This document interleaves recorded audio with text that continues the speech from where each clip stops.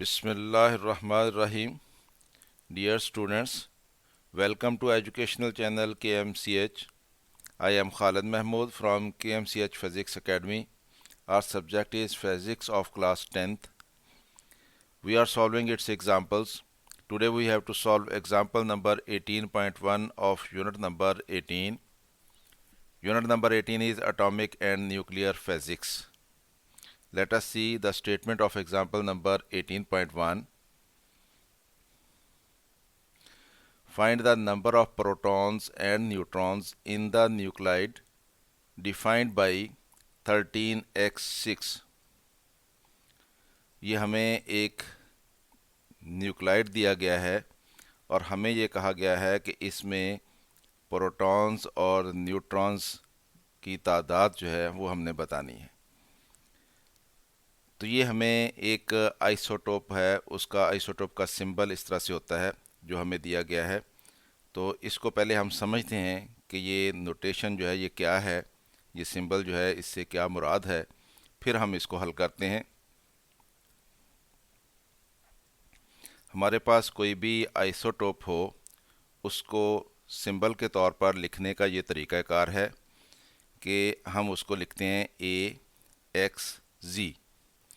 इसमें ये X जो है ये एलिमेंट का सिंबल होता है कि वो एलिमेंट कौन सा है। मसलन कार्बन है, ऑक्सीजन है, नाइट्रोजन है, फास्फोरस है। तो ये एलिमेंट के सिंबल को ज़ाहिर करता है X। और ये A जो है, जो कि लेफ़्ट साइड पे टॉप पे होता है, ये एटॉमिक मास को रिप्रेजेंट करता है, यानी उसमें प्रोटॉन्स और न्यूट्रॉन्स की मजमूई तादाद कितनी है, यानी प्रोटॉन्स प्लस न्यूट्रॉन्स कितने हैं उसमें एलिमेंट में, ये एटॉमिक नंबर कहलाता है। और जो लेफ़्ट पे हमारे पास Z है नीचे, ये एटॉमिक नंबर को रिप्रेजेंट करता है। एटॉमिक नंबर से मुराद ये होती है कि इस एलिमेंट में प्रोटॉन्स कितने हैं। तो ये आइसोटोप्स का सिंबल कहलाता है। तो हमें भी एक सिंबल ही इसी तरह से दिया गया है और हमसे ये कहा गया है कि उसमें आप प्रोटॉन्स और न्यूट्रॉन्स जो है उसकी तादाद बता दें। अब जबकि हमें ये पता चल गया है कि यहाँ पे A से मुराद होता है एटॉमिक मास, यानी यहाँ पे ऊपर एटॉमिक मास आएगा जो कि प्रोटॉन्स और न्यूट्रॉन्स का सम होता है, और यहाँ पे हमारे पास एटॉमिक नंबर आएगा जो कि सिर्फ प्रोटॉन्स की तादाद होती है, और यहाँ पे एलिमेंट का सिंबल आएगा। अब हम इस क्वेश्चन को सॉल्व करते हैं क्योंकि हमने इस सिंबल को समझ लिया है। न्यूक्लाइड जो हमें दिया गया है वो है 13x6। Generally, an isotope of an atom is represented by the symbol AXZ। इस तरह से रिप्रेजेंट किया जाता है। अब हम इसको इसके साथ कंपेयर करेंगे।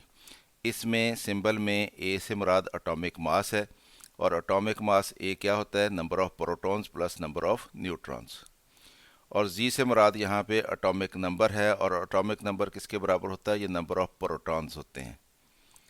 From the symbol of given nuclide atomic mass कितना आ जाएगा हमारे पास, A की जगह पे क्या है, यहाँ पे 13 है। इसका मतलब ये कि एटॉमिक मास A जो है वो 13 आ गया हमारे पास। और यहाँ पे Z की जगह पे क्या आ जाएगा, 6 आ जाएगा, यानी एटॉमिक नंबर जो है वो हमारे पास 6 आ जाएगा। Atomic number Z is equal to 6। अब हमने नंबर ऑफ प्रोटॉन्स बताने हैं, तो वो A में से Z को माइनस करेंगे क्योंकि A जो है वो न्यूट्रॉन्स और प्रोटॉन्स का सम है, और Z जो है ये प्रोटॉन्स हैं। तो अगर हम इस सम में से ये प्रोटॉन्स जो हैं इनको माइनस कर देंगे तो हमारे पास न्यूट्रॉन की तादाद बच जाएगी। तो A कितना है, 13 है, और Z कितना है, 6 है। तो 13 माइनस 6 इज इक्वल टू 7। इसका मतलब ये है कि उस एलिमेंट में न्यूट्रॉन जो है उनकी तादाद जो है वो 7 है। तो हमें ये मालूम है क्योंकि हमारे पास एटॉमिक नंबर आया 6, तो एटॉमिक नंबर 6 किसका होता है, ये कार्बन का होता है। तो because carbon has atomic number 6, so the element is an isotope of carbon 6। तो इसका मतलब ये कि जो हमें एलिमेंट दिया गया है वो कार्बन 6 का आइसोटोप है। और वो क्या बनेगा, हम उसको रिप्रेजेंट कर देते हैं। तो न्यूक्लाइड का होगा, एलिमेंट हमारे पास C आ गया, और एटॉमिक मास उसका 13 आ गया, और एटॉमिक नंबर उसका 6 आ गया। तो ये न्यूक्लाइड जो था वो 13C6 था। तो इस तरह से स्टूडेंट्स हमने इस क्वेश्चन को सॉल्व कर लिया। उम्मीद है आपको इसकी समझ आई होगी। ख़ुद भी देखें, दोस्तों के साथ इसको शेयर भी करें ताकि वो भी इससे फ़ायदा उठा सके। चैनल अगर अभी सब्सक्राइब नहीं किया तो इसको सब्सक्राइब कर लें ताकि आपको इस तरह की मज़ीद वीडियोस मिलती रहें। मेरी तरफ से अल्लाह हाफिज़। शाद रहें, आबाद रहें।